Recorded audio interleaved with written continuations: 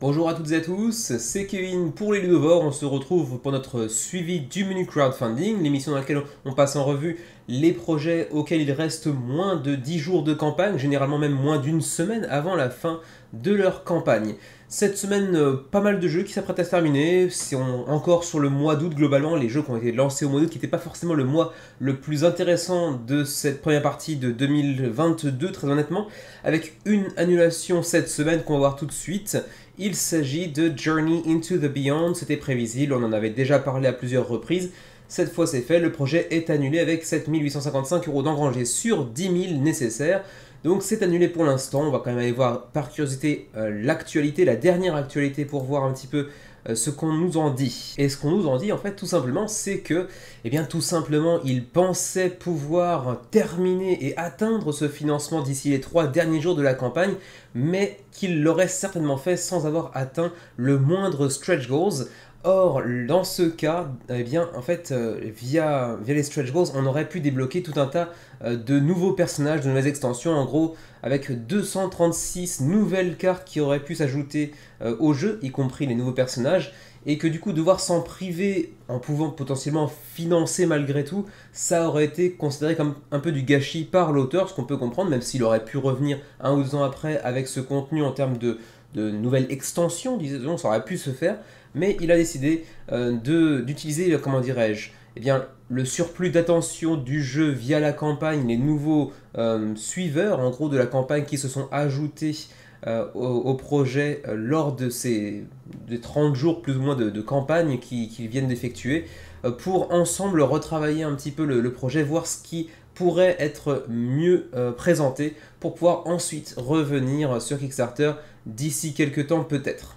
Donc on retrouvera probablement Journey into the Beyond d'ici quelques mois, voire peut-être un peu plus. Je ne sais pas pour le moment, ils ne l'ont pas annoncé.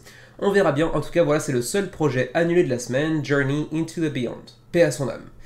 Et du coup, on peut maintenant passer au suivi des projets auxquels il reste donc moins d'une semaine, voire un peu plus d'ailleurs, moins de 10 jours avant la fin de la campagne.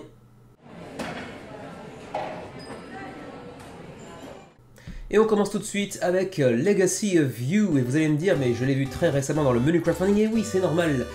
Il était dans le menu crowdfunding il y a 3 jours à peine, dans le menu du 11 septembre dernier, et il est déjà sur le point de se terminer. Il s'agit donc de Legacy of You, le nouveau jeu de Garphill Games, donc le nouveau jeu de Shem Phillips, que l'on connaît notamment pour toute la série des Royaumes de l'Ouest, entre autres, et qui nous sort son 20e projet sur Kickstarter, un jeu exclusivement solo, qui a d'ores et déjà attiré près de 3000 contributeurs à 60 heures de la fin de la campagne, près de 200 000 € d'engrangés déjà pour un jeu solo qui, en plus de ça, avec Garphill Games, comme d'habitude, n'a pas d'intérêt particulier à être backé sur Kickstarter. C'est vraiment un éditeur qui a une forte communauté derrière lui qui le soutient, malgré l'absence de véritable intérêt à backer durant les campagnes Kickstarter, si ce n'est si l'on vit un petit peu trop loin, dans un pays qui vraisemblablement ne verra pas de version localisée dans sa langue, par exemple, ou alors vraiment ceux qui voudraient le recevoir avant la sortie en magasin, par exemple. Mais c'est vrai que ça fait partie de ces éditeurs qui, d'ailleurs, le sont très, très honnêtes à ce propos-là, dans le Why Back Now ici, chaque fois qu'ils font une campagne, ils le précisent, il n'y a pas beaucoup d'intérêt d'aller backer ce jeu-là durant la campagne, et vous pouvez tout à fait attendre la sortie en boutique sans vraiment rater quoi que ce soit d'important. Donc voilà pour ce qui est de Legacy of You, qui est là d'être, ceci dit, un jeu très intéressant, en solo pour environ 1 heure de partie, avec un aspect un petit peu campagne, mais rejouable, on n'est pas sur un Legacy non plus. Je vous renvoie vers la vidéo du 11 septembre pour en apprendre un petit peu plus sur ce jeu, qui avait été présenté dans les mentions honorables de la semaine, pour la raison que je viens de signaler, à savoir que ce n'est pas vraiment un jeu qui nécessite d'être backé sur Kickstarter, on peut très bien l'attendre en sortie boutique, voilà. Et du coup, comme souvent avec Garphill Games également, pas de stretch goal complémentaire pour aller agrémenter un petit peu la campagne, d'où la durée relativement courte de la campagne. Et du coup, on peut passer directement au jeu suivant, mais tout de même en signalant, en soulignant quand même, malgré tout, la continuité du succès de Garphill Games sur Kickstarter, malgré l'approche que l'on vient de mentionner. 2950 contributeurs, 2920 contributeurs, je mâche mes mots, à 60 heures de la fin de la campagne, donc certainement environ 35 heures lorsque vous verrez la vidéo sur YouTube. Présenté le 28 août dernier dans le menu crowdfunding, l'extension de Sea of Legends, pardon, ce n'est pas au pluriel, intitulée Vengeance of the Empires, aura atteint un score tout à fait honorable de 2258 contributeurs à 60 heures de la fin de la campagne. 244 000 euros d'engrangés, c'est quand même un bon score malgré tout, mais on peut se dire que ça reste un projet qui a un résultat un petit peu mi-figue, mi-raisin, on va dire, puisque le jeu d'origine, donc Sea of Legends, qui avait connu une première campagne il y a de ça 2 ans environ, avait fait 4736 contributeurs à l'époque. On ne les atteindra pas. Clairement, on n'ira pas chercher un score aussi conséquent sur cette extension. J'ai déjà mentionné la semaine dernière un petit peu les raisons qui pourraient expliquer partiellement justement ce succès un petit peu mitigé, à savoir peut-être le fait que donc l'application pour tablette, smartphone, etc., qui est censée accompagner de manière quasi nécessaire le jeu, était pas forcément prête lors de la réception du jeu de base par les backers, et du coup c'est peut-être aussi ça qu'ils payent un petit peu dans cette campagne, au-delà aussi du prix assez astronomique de l'extension qui fait l'objet de cette campagne. Au-delà de ça, le jeu est vraiment très très sympa, j'en ai déjà parlé un petit peu la semaine dernière, j'en ai fait une partie avec Xavier ainsi qu'avec Nyx, qu'on n'a pas eu le temps de finir, mais qui était vraiment très très sympa. C'est un jeu vraiment assez atypique, assez unique en son genre, que j'ai beaucoup apprécié découvrir, que j'aimerais pouvoir essayer pour une partie totale, complète, jusqu'à la fin. Mais c'est vrai que c'est quand même assez chéro dès lors qu'on se penche un petit peu sur le sujet du all-in, parce que, admettons, on a raté le jeu d'origine, en fait, tout simplement, à l'époque de sa sortie sur Kickstarter. Et bien, si on veut la totale, il va falloir débourser quand même un sacré paquet d'argent, à savoir 225 $, donc ça pique assez méchamment. Y avait-il des stretch goals? Oui, il y en avait, les voici. On a essentiellement donc de nouvelles cartes, y compris des membres d'équipage légendaires donc qui viendront renforcer votre équipage de manière assez conséquente. On aura aussi un token de Tarrasque, alors ne me demandez pas ce que ça veut dire, d'autant plus que vous le voyez, les stretch goals sont présentés avec une police de format 5,5, hein, on voit à peine ce qui est écrit. Heureusement que j'ai de bons yeux, hein. Ici on peut voir quand même buff up your crew deck with 2 more unique crews. Ok, certes, mais il faut quand même vraiment plisser les yeux pour pouvoir le lire. Au-delà de ça, on aura aussi de nouveaux personnages, en la personne par exemple ici de Aurélia, mais également ici de Nicoru, allez savoir.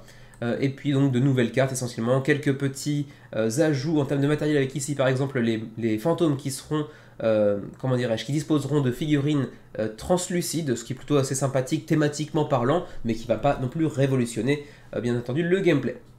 C'est à peu près tout pour Sea of Legends qui malgré tout fait un beau score, hein, il navigue sur des flots dangereux mais couronné de succès malgré tout, mais c'est vrai qu'on aurait pu attendre un petit peu mieux pour un jeu qui au demeurant est très prometteur en termes de gameplay.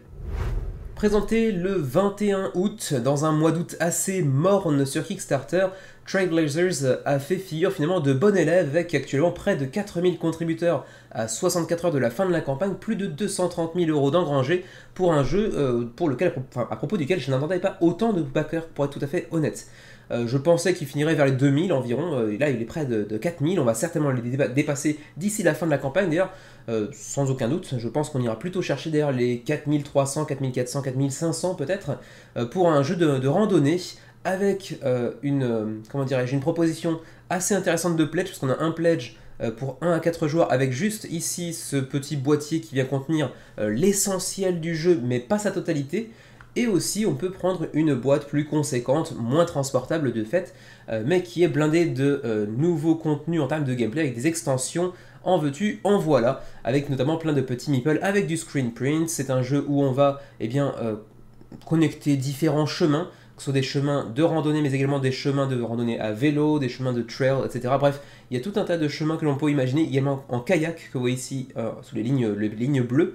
Pas mal de petites extensions, de petits modules qui viennent intégrer le jeu de manière assez intéressante. Et vous le voyez, c'est essentiellement une sorte de puzzle à partir de cartes que vous allez piocher, des cartes en PVC qui plus est. C'est plutôt agréable également en termes de matériel. Voilà, c'est un jeu qui a séduit pas mal de monde. Je pensais pas qu'avec la direction artistique quand même assez sobre, pour dire le minimum, je pensais pas qu'il allait intriguer et intéresser autant de monde. Et ben voilà, ils m'ont détrompé et c'est tant mieux pour eux. On va quand même aller voir rapidement les stretch goals si tant est qu'il y en eut. Je ne suis pas persuadé de me souvenir de la présence de stretch goals, mais voyons. A priori, non. ou alors je suis passé un petit peu trop vite dessus. On va refaire un petit tour dans l'autre sens, mais je crois qu'il n'y en avait pas. Donc maintenant reste à vous... Donc maintenant reste pour vous à choisir entre les différentes versions, portables ou non, remplies de gameplay supplémentaire via extension ou non. Mais ma foi, c'est à peu près tout pour Trailblazers avec une proposition intéressante de joli matériel. Tout ça pour un prix relativement contenu si tant est qu'on s'oriente vers la version standard ou portable. L'édition totale est un petit peu plus chère, certes. Voilà pour Trailblazers avec près de 4000 contributeurs et on va les dépasser d'ici les 64 dernières heures de la campagne.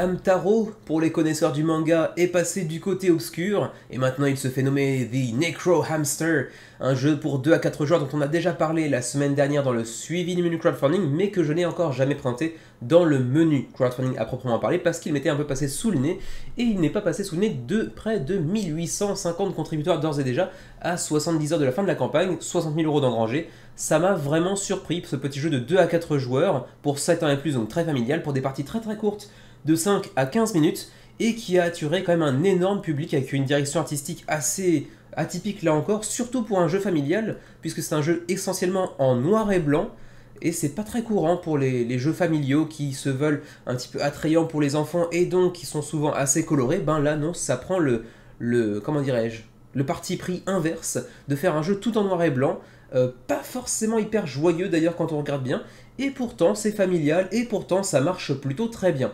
Voilà, pour le reste, c'est essentiellement un jeu de gestion de main avec des petits combos à aller imaginer.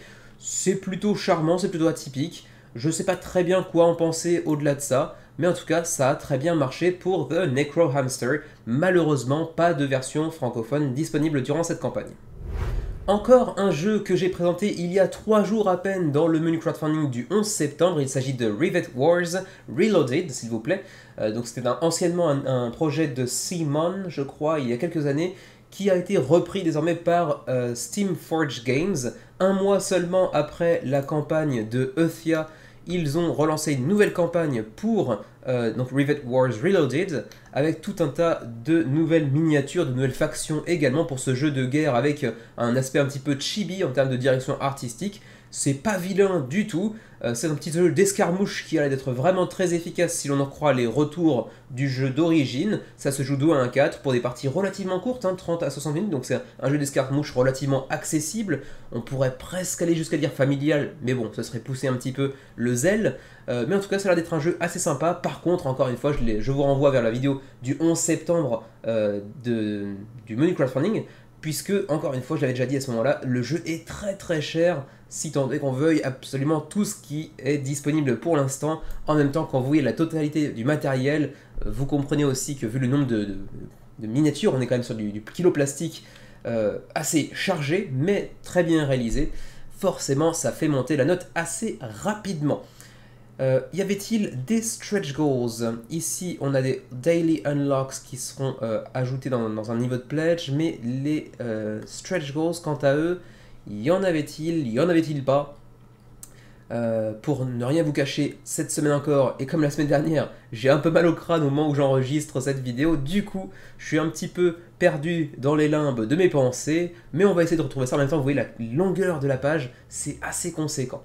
Alors, continuons, ça c'est autre chose. On va réussir à trouver, ne vous inquiétez pas. Après le défilé des 57 niveaux de pledge, voilà, il y a Daily Unlocks. C'est pas à proprement parler des stretch goals dans le sens où ce sont l'équivalent des SG que l'on va dévoiler quotidiennement, mais qui ne sont pas dépendants du niveau de financement, du nombre de backers, etc. Et vous le voyez, c'est essentiellement de nouvelles unités qui s'accompagnent de nouvelles cartes, parfois également de nouvelles miniatures, toujours aussi joliment réalisées. C'est vraiment un jeu avec une belle direction artistique. Faut apprécier justement ce choix esthétique du chibi un petit peu, qui vient un petit peu, comment dirais-je, entrer un peu en contradiction avec la thématique très guerrière du jeu, mais c'est finalement un petit peu de ce décalage aussi qui vient le rendre aussi charmant. Donc voilà, essentiellement quelques nouvelles cartes comment dirais-je, de personnages, de factions un petit peu également j'imagine, mais pour l'instant c'est à peu près tout. J'imagine qu'on en verra encore 2, 3, 4 d'ici la fin de la campagne, mais c'est vrai que pour un jeu qui jouit d'une assez grande popularité malgré tout, et avec un aspect presque familial, presque accessible en termes de jeu d'escarmouche, beaucoup plus accessible en termes de règles, on aurait pu espérer un nombre de backers plus considérable. Finalement, on se contentera de certainement 1500 d'ici la fin de la campagne, j'imagine, dans 3 jours. Voilà pour Rivet Wars. Pour le reste, je vous renvoie à la vidéo du 11 septembre pour en apprendre un petit peu plus sur le jeu, ses mécanismes et tout le tralala. Encore un jeu qu'on avait mentionné dans le suivi du menu crowdfunding sans le présenter dans le menu crowdfunding, parce qu'il n'était pas très intéressant. Donc voilà, c'est juste histoire de vous dire qu'il existe, il est là, il n'est pas encore financé à 3 jours de la fin de la campagne. Bon, ça devrait pouvoir se faire s'il n'y a pas annulation entre temps, puisqu'il reste moins de 300 €, hein, 219 € si je ne m'abuse, pour être financé. 77 contributeurs, ceci, ça restera pas dans les annales de Kickstarter. Il s'agit de Wizlords in Space, un petit jeu de confrontation à 2 joueurs pour des parties de 45 minutes, avec une direction artistique pas folichonne, mais bon, vous pouvez le prendre en print and play pour 10 $ canadiens, donc pas dollars américains, ça fait baisser un petit peu la note, et bien évidemment, les dollars canadiens étant moins onéreux que les dollars américains. Bon, à vous de voir si ça peut vous intéresser, c'est quand même pas révolutionnaire en termes de gameplay, en termes de direction artistique, c'est pas non plus très joli pour être tout à fait honnête, mais bon, ça a le mérite d'exister et ça devrait pouvoir financer, sauf s'il y a annulation entre temps, parce qu'ils estiment que finalement, ils auront peut-être pas les fonds nécessaires pour rendre ça à peu près, comment dirais-je, viable. Voilà, disons ça comme ça, viable. Voilà pour Wizards in Space. L'un des projets surprises du mois d'août, c'était le deuxième d'ailleurs de cette semaine, avec Trailblazers qui avait été lancé plus ou moins en même temps.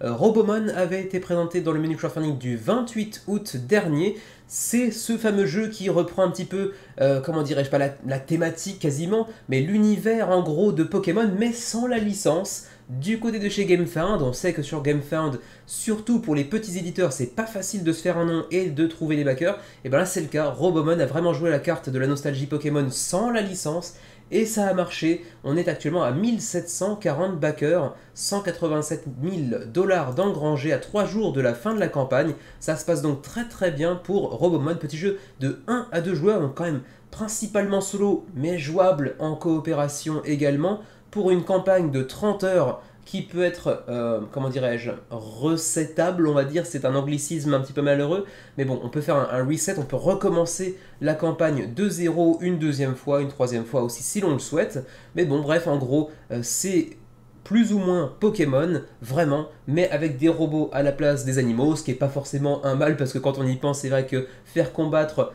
des Pokémon, donc en fait des êtres vivants les uns contre les autres, pour s'éclater, eh ben c'est pas forcément très moral quand on y réfléchit bien, même si bon, ça reste un jeu vidéo et que souvent il y a une relation qui se tisse entre les Pokémon et leurs dresseurs, bien évidemment, c'est ce qu'on nous dit en tout cas.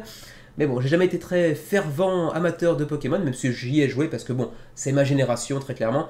Mais j'avoue que bon, Robomon, si j'étais amateur de Pokémon, ça ferait vraiment vibrer ma corde sensible, ma corde nostalgique. C'est un jeu qui a l'air d'être très bien réalisé. Ça sent vraiment, ça transpire l'amour pour son propre projet de la part de l'auteur. Et je dis ça de manière très, comment dirais-je, louable, hein, enfin très honorifique. Mais en tout cas, Robomon a fait un très beau résultat. On va aller voir les stretch goals rapidement, les voici. Il y en a quand même un paquet débloqué depuis le début de la campagne. Essentiellement de nouveaux Robomon, justement. On en voit ici avec le Octopus, on avait ici le Wolf, donc le loup. On a aussi le Dragon de Komodo par exemple, le Rhino. Bref, tout un tas de nouveaux simili-Pokémon, mais robotiques cette fois, donc les Robomon. Et puis également peut-être quelques autres ajouts, par exemple ici une nouvelle localisation, devrais-je plutôt dire, un nouvel emplacement que vous pouvez visiter, à savoir le mall, donc ce grand centre commercial un petit peu à l'américaine. Voilà pour Robomon, on verra peut-être encore quelques stretch goals, j'ai pas encore vraiment regardé, si il y en a encore peut-être. Bah écoutez, no new stretch goal to unlock, tous les stretch goals ont été dévoilés, donc on sait à peu près à quoi s'attendre sur ces 3 derniers jours de campagne, mais en tout cas, ils ont bien fait parler la poudre du côté de chez Robomon. Je ne m'attendais pas à un tel résultat, donc vraiment félicitations à eux pour ce projet rondement mené. Présenté le 4 septembre dernier dans le menu crowdfunding, Uluk est une semi-déception. À bien des niveaux je trouve, parce que c'est un jeu qui était foncièrement intéressant, qui en plus était disponible dans une palette de langues assez conséquente pour un jeu qui nous vient de Hexy Studio, qui fait souvent des jeux pas inintéressants mais qui ont des résultats en termes de backers assez peu conséquent finalement.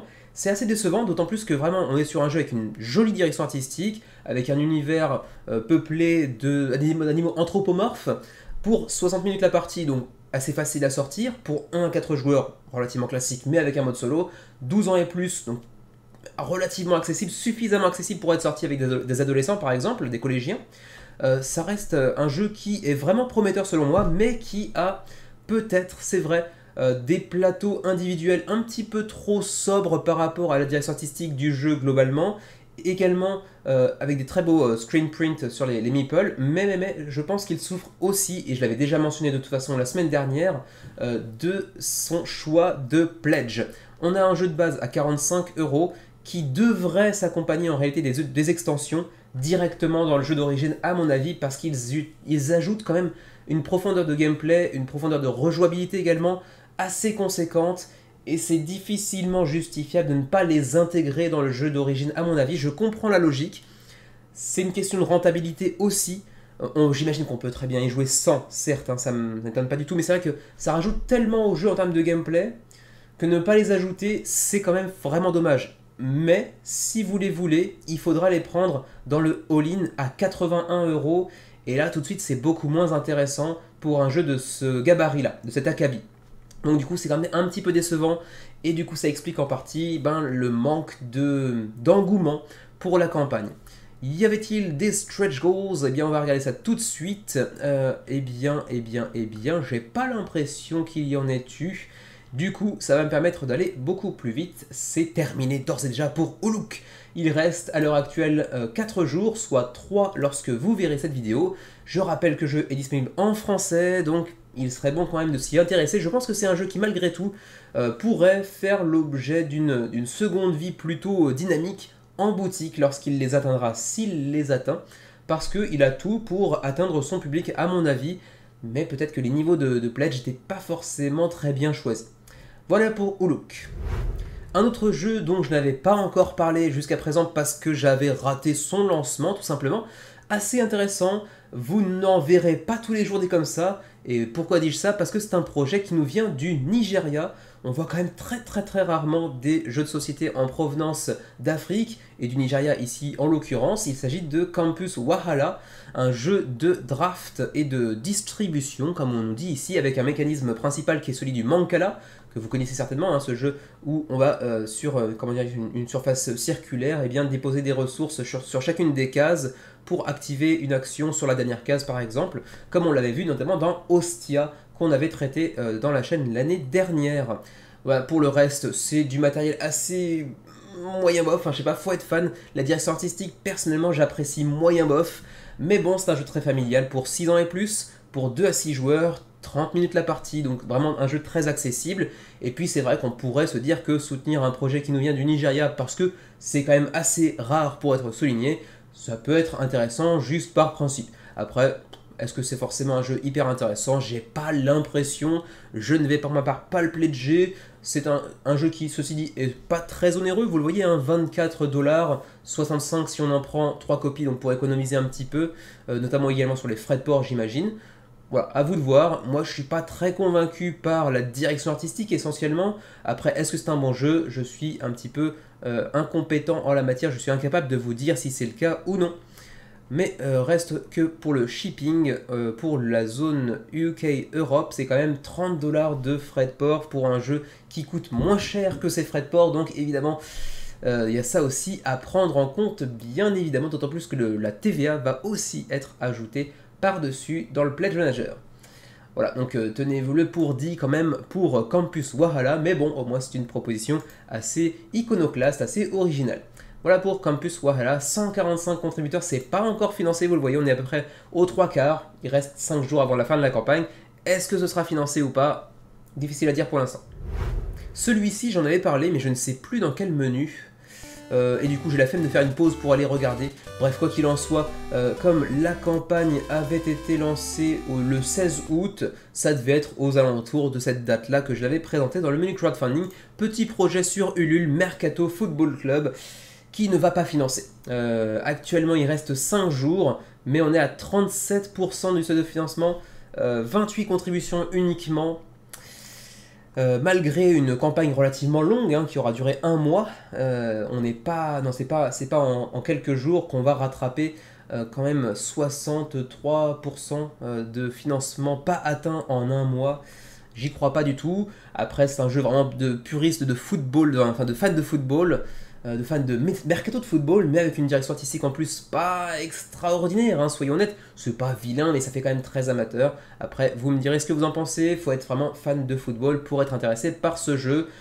C'est mon cas, j'aime beaucoup le football, mais pas au point d'aller backer Mercato Football Club, qui de toute façon ne devrait pas financer. Bonne chance pour une prochaine fois peut-être. Encore un jeu dont je n'avais pas parlé jusque maintenant, ou alors j'en ai parlé mais ça m'a tellement pas laissé de souvenir que je l'ai oublié entre temps, c'est pas impossible. Il s'agit de Diamond Dig, un petit jeu de push your luck en gros, hein, de pousser sa chance jusqu'à ce qu'elle claque entre les doigts pour 2 à 4 joueurs, qui est financé avec près de 10 000 € d'engrangés, 190 contributeurs à 7 jours de la fin de la campagne, en provenance de Mr. B Games, dont c'est le 28e projet sur Kickstarter. Pourtant, j'ai pas souvenir de connaître ces jeux précédents, mais c'est un tout petit éditeur. Bon, voilà, c'est un petit jeu assez accessible, hein, pour 2 à 4 joueurs, du push your luck, c'est pas spécialement très joli, mais en famille, ça peut être relativement fun avec des enfants par exemple. Pour les stretch goals, c'est financé, et on a également une épaisseur de cartes revue un petit peu à la hausse, de cartes et de cartons également, donc pour les composants. Mais c'est à peu près tout. Voilà. C'est pas extrêmement intéressant comme suivi, mais bon, au moins c'est financé pour Diamond Dig. Présenté dans le menu crowdfunding du 4 septembre dernier, le nouveau projet de Colossal Games, intitulé Almost Innocent, fait pas un tabac. On aurait pu espérer mieux. C'est vrai quand même, on le reconnaît ici, hein, c'est l'univers de Hidden Leaders, qui lui aussi est un jeu à identité secrète. On pouvait imaginer qu'avec le même univers graphique, et puis de toute façon ça partage le même monde que Hidden Leaders, c'est dans le même univers que Hidden Leaders, on aurait pu penser que ça allait attirer beaucoup plus de monde. Pour l'instant, c'est quand même un résultat tout à fait honorable, hein, près de 1500 contributeurs à une semaine de la fin de la campagne, c'est tout à fait honorable, on va certainement aller chercher les 2000 d'ici la fin de la campagne. C'est un projet qui plus est français, hein, qui nous vient de Philippe Attali à la création, qui a été assez sympa pour nous laisser un petit commentaire lors de la présentation du jeu sur le menu crowdfunding. Donc merci Philippe, c'est toujours un plaisir de voir des créateurs nous laisser des petits commentaires sur nos vidéos. Ça montre aussi un petit peu qu'on commence à avoir une petite portée un petit peu, qu'on commence à nous reconnaître et c'est plutôt sympa. Pour le reste, je vous renvoie bien évidemment à la vidéo du menu crowdfunding du 4 septembre dernier pour en apprendre plus sur ce jeu à identité secrète dans lequel vous devrez essayer de vous innocenter en utilisant les indices de vos partenaires autour de la table. Dans un mode campagne, hein, vous aurez différents scénarios sur lesquels vous allez évoluer et qui a l'air d'être assez intéressant de ce point de vue-là également. C'est assez rare de voir des jeux à, comment dirais-je, à identité secrète aussi léger, mais en campagne. Donc je serais assez curieux de le tester, même si vous le savez, si vous suivez la chaîne depuis quelques temps déjà, les jeux à identité secrète, c'est pas spécialement notre type de jeu préféré, même si on aime beaucoup Veiled Fate, mais c'est un petit peu l'exception qui vient confirmer la règle. Alors ensuite, y avait-il des stretch goals? Oui, il se trouve ici. On a donc, c'était plutôt oui c'est ça, des reveals, ok, donc l'équivalent de stretch goals qu'on révèle au quotidien sans avoir de relation particulière avec le nombre de backers ou le financement en particulier. Eh bien, on a déjà débloqué deux nouveaux scénarios avec leur répartition d'indices sur les maps que vous voyez ici. Ensuite, on a également un nouvel offender, donc comment dirais-je, c'est un nouveau coupable potentiel j'imagine. Ensuite une nouvelle victime le 3e jour. Ensuite on a aussi le UV spot sur la boîte qui vient s'ajouter au 4e jour, donc l'effet de surbrillance sur, j'imagine, le titre et les personnages peut-être.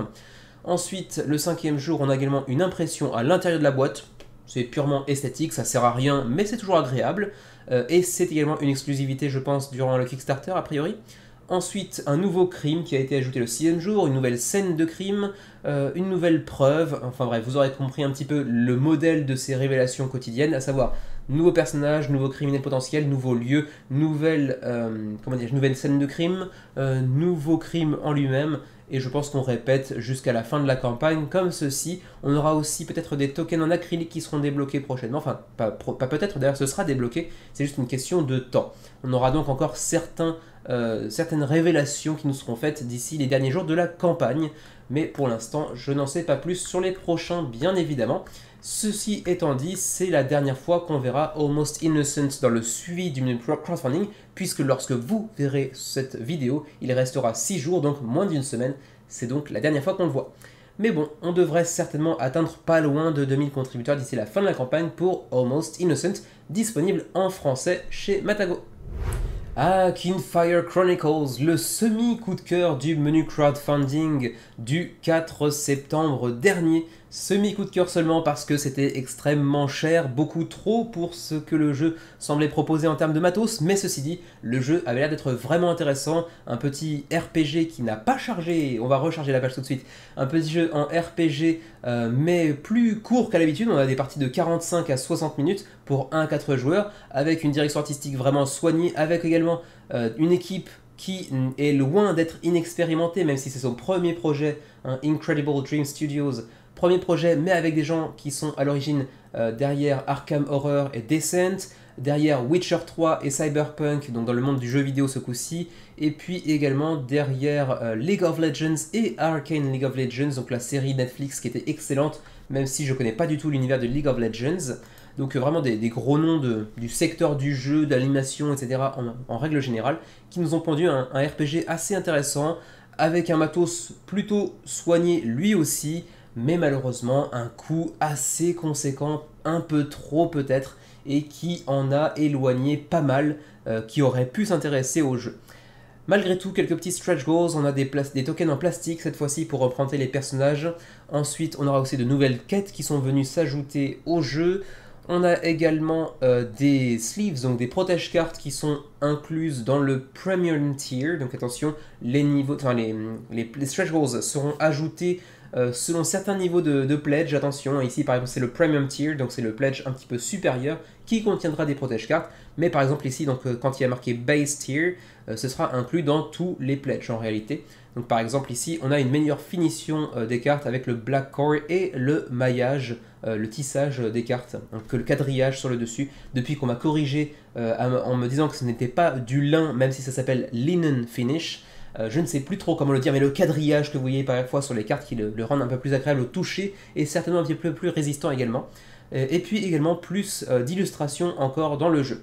Pour le reste, on aura peut-être encore quelques petits ajouts, notamment un sac pour contenir les jetons par exemple, et on verra s'il y a d'autres stretch goals d'ici la fin de la campagne. En tout cas, pour Kinfire Chronicles, pour un premier projet, malgré tout, ça reste malgré tout un assez beau résultat, 1700 contributeurs pour l'instant à 7 jours de la fin de la campagne, ce qui veut dire qu'on va certainement aller chercher entre 2200 et 2500 d'ici la fin de la campagne, et plus de 400 000 € d'ici la fin de la campagne, à mon avis. Donc c'est quand même un très beau résultat, mais ça aurait pu faire beaucoup mieux s'ils avaient été un peu plus généreux, disons, sur le prix des pledges. Voilà pour Kinfire Chronicles Night's Fall. Peut-être le doyen de ce suivi du menu crowdfunding, il s'agit de Trail Up du côté de chez Ulule, jeu qui avait été présenté dans le menu crowdfunding du 7 août dernier, donc ça fait quand même un bail, plus d'un mois, et c'est plutôt un très beau résultat. Sur Ulule, quand vous dépassez 300 contributeurs, c'est quand même déjà un beau résultat, et c'est le cas pour Trail Up, financé à près de 500%, et il reste 6 jours avant la fin de la campagne qui se terminera donc le 20 septembre à 7 h. Donc à vous de voir si ça peut vous intéresser, un petit jeu de, comment dirais-je, semi-alpinisme, semi-trek on va dire, où vous allez explorer toute cette gigantesque carte et vous allez essayer d'engranger un maximum de points, avec également un petit peu de gestion de main, avec des plans de course, des dossards, du déplacement dans tous les sens. Bon, j'ai un petit peu oublié, je pense que vous pouvez le remarquer, mais bon, aujourd'hui j'ai un petit peu mal au crâne, donc du coup vous me pardonnerez plus facilement, même si c'est à vous de me croire ou pas. Peut-être que j'ai pas mal au crâne, mais si, j'ai mal au crâne. Quoi qu'il en soit, vous aurez des cartes de nourriture pour permettre de pousser jusqu'à la fin de votre trek, vous aurez aussi des cartes d'équipement pour bénéficier de certains bonus, quand j'ai mal à la tête, je commence à bafouiller également. Des cartes d'action également qui vous permettront de franchir certains obstacles plus facilement par exemple. Bref, gestion de main, déplacement sur une map pour aller le plus loin possible tout en cherchant à aller, comment dirais-je, s'enrichir de nouvelles cartes qui nous permettent d'avoir plus d'options pour les tours à venir. C'est pas inintéressant, la direction artistique sans être époustouflante est plutôt agréable. En plus de ça, c'est fabriqué en France, c'est assez rare pour être signalé aussi, et ça devrait être livré avant Noël. Donc là encore une fois, un truc assez intéressant à prendre en compte. Y avait-il des équivalents de stretch goals d'ailleurs? On va aller voir ça tout de suite, j'ai pas l'impression que ce soit le cas. Si, il y avait des paliers. Le jeu est financé, ok super, on double les dossards, 8 au lieu de 4, ok. Dossard en carton 900 000 grammes, le luxe. On double les missions, 8 missions au lieu de 4. Un nouveau mode de jeu en équipe, ça aussi c'est assez intéressant. En termes de gameplay, ça vient renouveler un petit peu l'expérience. Y en aura-t-il d'autres par la suite? Pour l'instant, ils y réfléchissent, ce qui peut être bon comme mauvais signe, parce que quand on rajoute des paliers, des stretch goals, sans les avoir décidés à l'avance, c'est potentiellement un équilibrage un petit peu bancal derrière. Mais bon, on verra bien.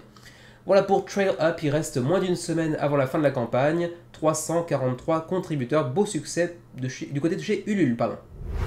On en arrive au projet auquel il reste plus de 7 jours de campagne, ce qui veut dire que c'est potentiellement la dernière fois, mais potentiellement l'avant-dernière fois, ça dépend du nombre d'heures avant le 7 qu'il reste actuellement, on ne sait pas encore. Bon bref, il y aura le suspense, mais Dwarves Legendary Forest, donc l'extension de Dwarves qui était pour celui-ci, quelle saison déjà? C'était pour Spring, puisque Dwarves, je le rappelle, c'est un jeu qui est décliné pour toutes les saisons, donc on a le printemps, l'automne, l'hiver, l'été, et donc ça c'est une extension pour le printemps, le Spring. Donc pour ce jeu de engine building, donc de construction de moteurs, par Louis Brouet, avec Louis Brouet aux illustrations également. Toujours un jeu assez joli, assez choupi comme souvent avec lui, pour 2 à 4 joueurs, 25 minutes par joueur, avec masse de miniatures dans le jeu également, plutôt bien réalisé, toujours assez choupi. La direction artistique de Louis Brouet, vraiment je pense qu'on est quand même nombreux à l'apprécier. C'est lui notamment qui était derrière Night Parade of 100 Yokai, qui était très sympa. Également Don't Let the Heroes In, si je me souviens bien du titre, que Xavier devrait bientôt recevoir également, si je me souviens bien. Le jeu est disponible en français en plus, mais comme souvent c'est parce qu'il n'y a pas de texte en fait, hein, c'est uniquement de l'iconographie et c'est généralement très très clair. Donc voilà, c'est à vous de voir si ça peut vous plaire, mais je le rappelle, le jeu est quand même assez cher. 60 c'est le jeu de base, et l'extension qui fait l'objet de cette campagne, je crois, est quasiment au même prix. Oui, c'est le même prix, 60 $ également pour l'extension. Donc ça fait monter la sauce assez rapidement. Donc addition assez salée, attention. Ma foi, c'est à peu près tout. Je pense qu'on le reverra peut-être une dernière fois la semaine prochaine, donc je vais pas m'apesantir sur les stretch goals. Voici pour Dwarves Legendary Forest, que j'avais présenté dans le menu crowdfunding, mais en quelle date d'ailleurs, j'ai oublié entre temps. Il me semble que c'était également le 4 septembre. Oui, c'était en même temps que Kingfire Chronicles. Donc le 4 septembre dans le menu crowdfunding pour avoir un peu plus de détails pour ce jeu qui pour l'instant a attiré près de 700 contributeurs. C'est pas extraordinaire, mais bon, c'est chéro quand même. 8 jours avant la fin de la campagne, 50 000 € d'engrangés. Présenté il y a 3 jours à peine dans le menu crowdfunding, Space Explorers Age of Ambition and Prehistory's Evolutions Expansions. Donc 2 jeux précédemment sortis, Prehistories et donc Space Explorers, qui viennent tous les deux s'accompagner d'une nouvelle extension. Donc Age of Ambition pour Space Explorers et Evolutions pour Prehistories. C'est donc un nouveau projet porté par 25th Century Games qui est très actif ces derniers temps.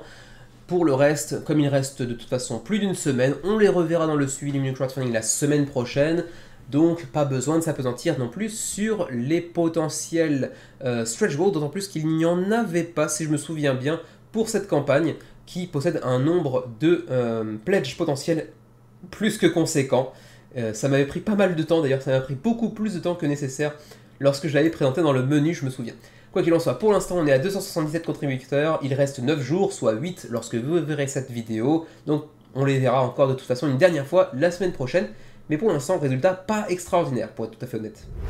Autre jeu présenté le 4 septembre dernier, Waking Shards, un petit jeu de cartes très léger, très peu de cartes, qui a pour l'instant 364 contributeurs, encore un et ça fera un contributeur par jour de l'année.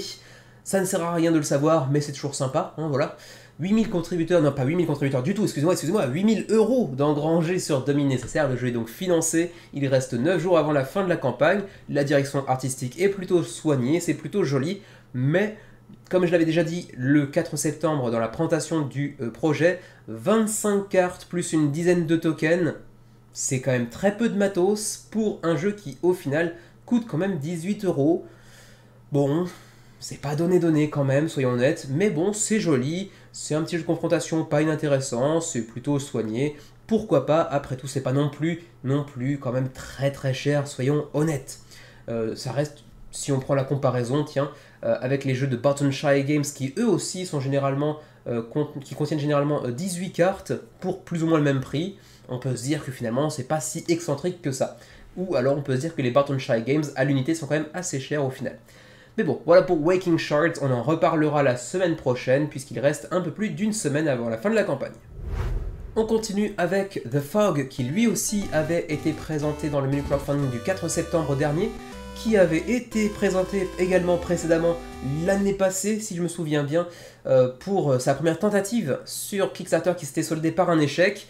Cette deuxième tentative est plutôt partie pour financer, enfin c'est déjà financé de toute façon, vous voyez, avec le double du seuil de financement nécessaire, mais ça reste relativement décevant malgré tout, 383 contributeurs pour un jeu qui avait quand même un nombre de abonnés à la page de pré-campagne assez conséquent, qui avait également été pas mal suivi lors du sondage de la semaine, lorsqu'il a fait son apparition dans le menu crowdfunding du 4 septembre dernier. Il avait été soutenu par pas mal de spectateurs de la chaîne, et ça se retranscrit pas tellement dans le nombre de contributeurs.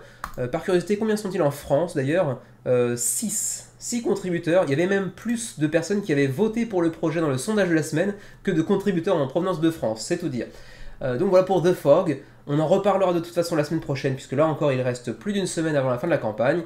Mais bon, un projet relativement intéressant qui en plus de ça est indépendant du langage des joueurs, donc même si, vous le voyez ici, les règles sont imprimées en allemand et en anglais uniquement, vous aurez aussi une version PDF en français disponible, et il n'y a pas de texte sur le matériel, donc ça devrait suffire à en intéresser un peu plus que ça, mais pour l'instant c'est pas un jeu qui attire les foules malgré cette deuxième tentative, et le fait qu'il y a eu un peu plus de, d'engouement sur la pré-campagne que la première fois, ça n'aura pas suffi à convertir. Mais bon, en tout cas, c'est financé, c'est déjà ça, et il reste 9 jours, on devrait dépasser malgré tout les 500 contributeurs à mon avis.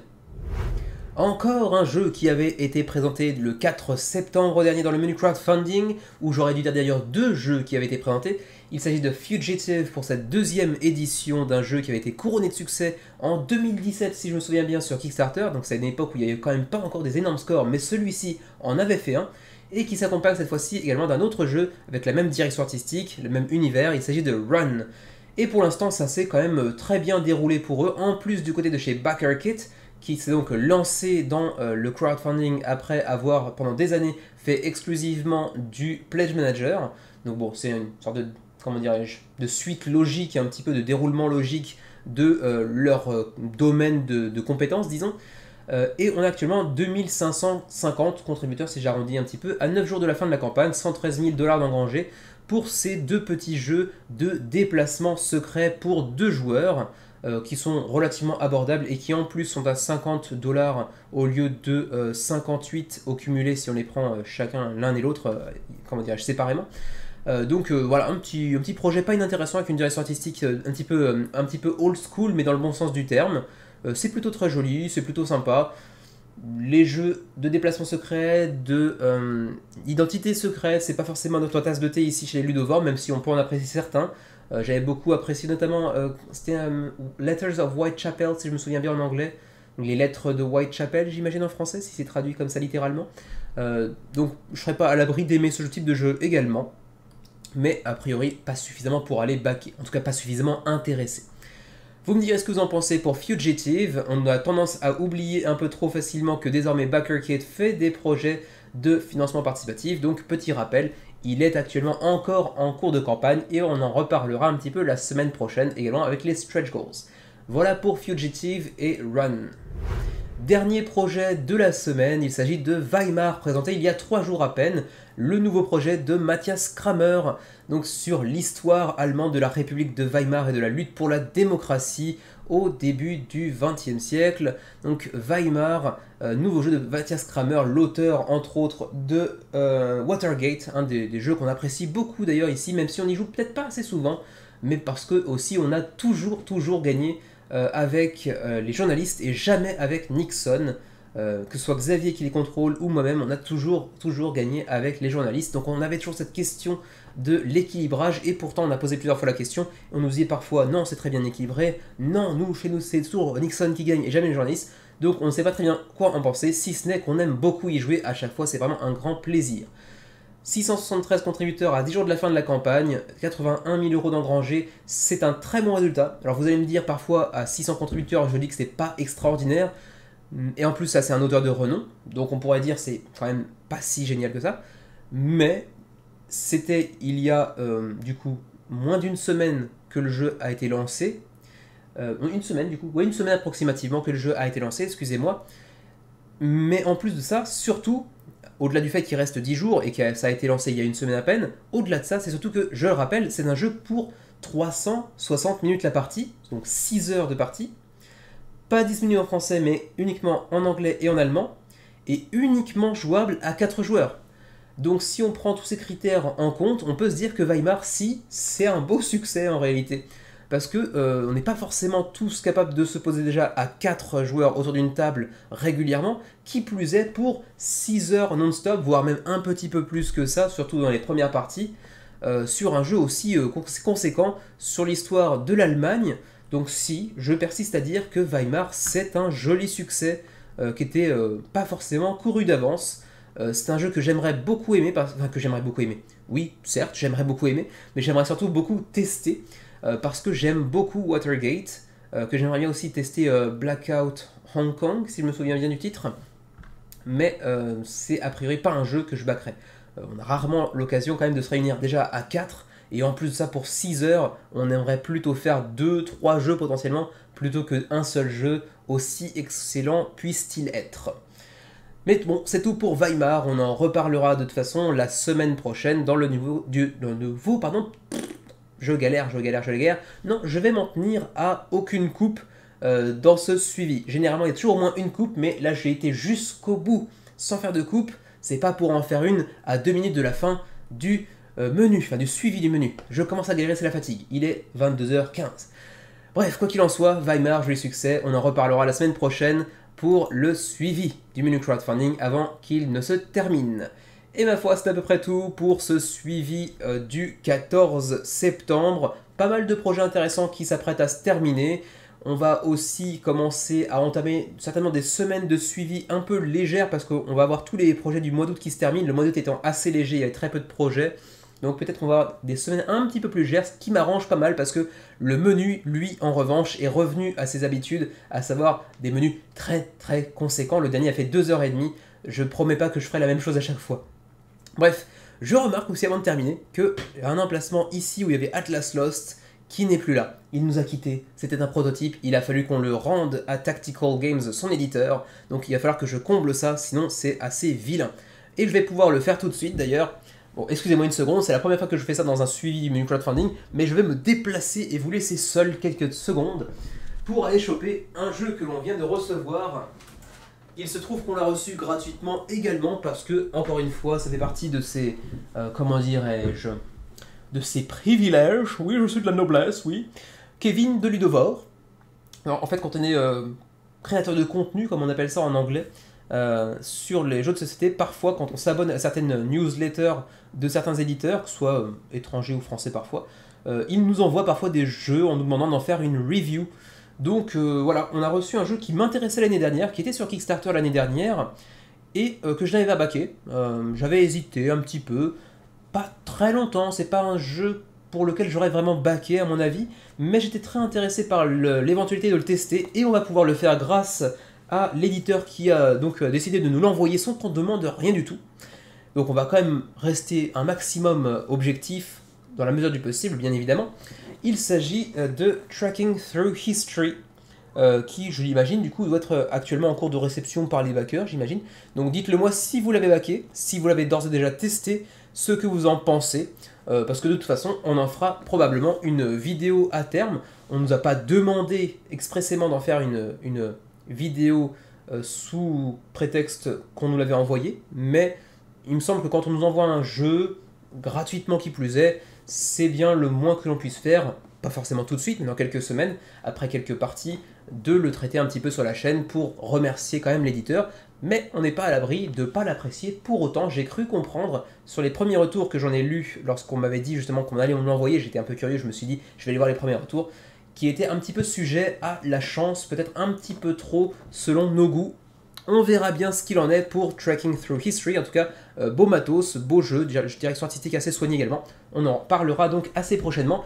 Et donc pendant quelques jours j'imagine, en attendant de trouver mieux, en attendant de trouver un autre jeu pour mettre dans cette case de Kallax, eh bien c'est lui qui va s'y mettre pour l'instant. Et ma foi, c'est tout. Je vais trembler ma caméra. C'est tout pour ce suivi du menu crowdfunding. On se retrouve très prochainement avec peut-être cette semaine 2-3 vidéos, peut-être, à voir. On aura un nouveau prototype pour un projet qui se lance la semaine prochaine, qui sera mis en ligne dans les jours à venir. Et puis également le patron de l'édition du mois d'août qui arrive incessamment sous peu. Xavier, dépêche-toi de monter la vidéo. Allez, sur ce, je vous dis à très bientôt. Portez-vous bien, jouez bien et à la prochaine.